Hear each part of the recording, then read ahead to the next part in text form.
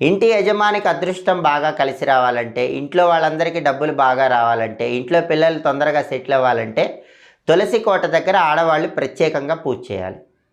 ప్రతిరోజు తులసి కోట దగ్గర దీపం పెడితే చాలా మంచిది. కుదరకపోతే ప్రతి శుక్రవారం అయినా తులసి కోట దగ్గర దీపం పెట్టాలి.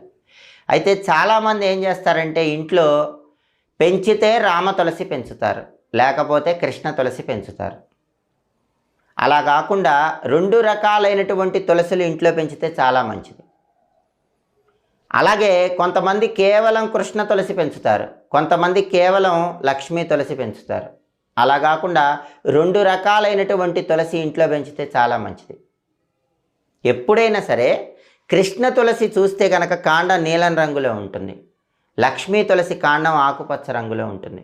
కృష్ణ తులసి ఆకులు కొద్దిగా నల్లగా ఉంటాయి, లక్ష్మీ తులసి ఆకులు ఆకుపచ్చ రంగులో ఉంటాయి. లక్ష్మీ తులసి